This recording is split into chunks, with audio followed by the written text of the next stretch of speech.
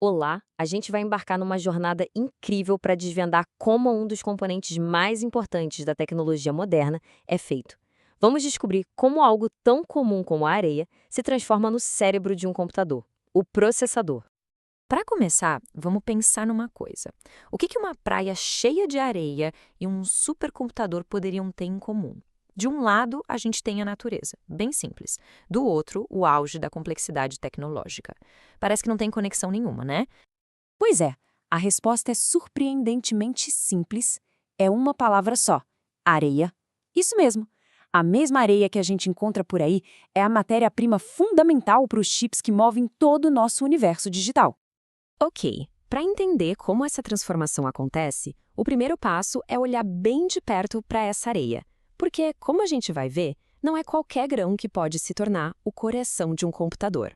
O ingrediente secreto aqui é o quartzo, que é o dióxido de silício. A pureza natural dele o torna a fonte perfeita para extrair o que a gente chama de silício de grau eletrônico. Enquanto a areia comum está cheia de impurezas, tipo o ferro ou alumínio, o quartzo é quase silício puro, o que torna todo o processo de purificação bem mais direto e, claro, mais econômico. Com o nosso quartzo purificado em mãos, o próximo passo nos leva para uma das cozinhas mais limpas e avançadas do mundo. Fazer um chip é como seguir uma receita incrivelmente precisa, onde o menor errinho pode colocar tudo a perder. E quando a gente fala em precisão, não é exagero. A pureza exigida para o silício é de 99,99999999999%. Sabe o que isso significa? Que para cada bilhão de átomos, só um pode ser uma impureza. É um nível de pureza que é até difícil de imaginar. O processo todo é uma dança de uma precisão incrível. Depois de purificado, o silício é derretido e fatiado naqueles discos finíssimos, os wafers. A mágica mesmo acontece na fotolitografia. Usando luz ultravioleta, o design de bilhões de transistores é impresso nesses wafers, camada por camada. Depois, processos químicos gravam esses padrões, ajustam as propriedades elétricas e só no final é que os chips individuais são cortados, testados e preparados para uso. Depois de todo esse processo monumental, a gente tem um chip finalizado. Mas o que exatamente foi construído com tanta precisão? Vamos dar uma olhada por dentro para entender o que as especificações técnicas dele realmente significam. Primeiro, os núcleos, ou cores. Pensa neles como se fossem cérebros individuais dentro do processador. Um chip com 8 núcleos pode, teoricamente, fazer 8 tarefas ao mesmo tempo. Hoje em dia, a gente tem até núcleos especializados. Os P-cores, para tarefas pesadas, de alta performance, e os E-cores, para eficiência energética, que trabalham juntos para otimizar o desempenho. Em seguida, vem a velocidade de clock, medida em gigahertz. Ela indica quantas vezes por segundo o processador consegue executar um ciclo de operações. Mas atenção, uma frequência maior nem sempre significa um desempenho melhor, tá? A arquitetura do chip é tão importante quanto. Só para colocar em perspectiva, um processador de 3,5 GHz está executando 3 bilhões e meio de ciclos a cada segundo. A velocidade com que essas operações acontecem é simplesmente espantosa. Pensa no cachê como a memória de curto prazo ou a mesa de trabalho do processador. Ele guarda os dados mais importantes bem pertinho dos núcleos, evitando a demora de ter que buscar na memória RAM principal. Quanto mais cachê e mais rápido ele for, mais ágil o processador se torna. Então a gente já viu os núcleos, o clock e o cache.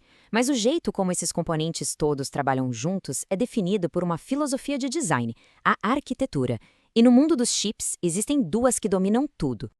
As duas arquiteturas dominantes são a x86 e a ARM. A x86 da Intel e da AMD usa instruções mais complexas. Ela é super poderosa para PCs e servidores, mas consome mais energia.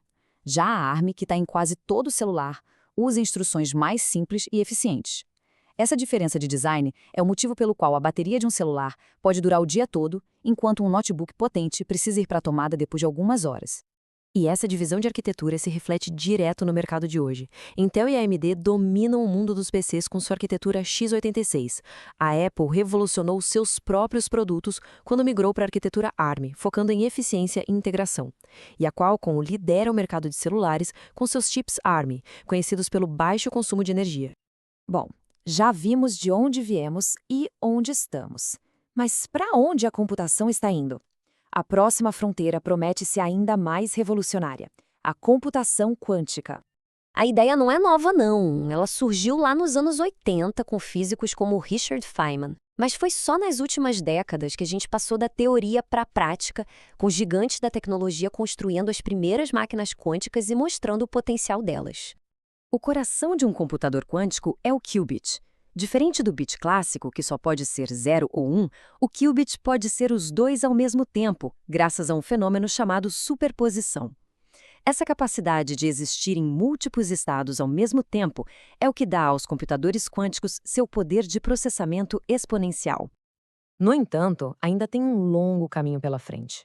Os qubits são incrivelmente frágeis e qualquer perturbação do ambiente, como uma pequena variação de temperatura, pode causar erros. Eles precisam operar em condições de frio extremo, e a correção desses erros é um dos maiores desafios da área hoje. E isso tudo nos leva à reflexão final. A gente saiu da areia para o silício, e isso criou uma revolução. Agora, estamos à beira de uma nova era, a quântica. A pergunta que fica é: quando a gente dominar essa tecnologia, o que ela vai abrir para nós? Que desafios da ciência, da medicina, da inteligência artificial, que hoje são considerados impossíveis, vão se tornar solucionáveis? O futuro da computação está apenas começando.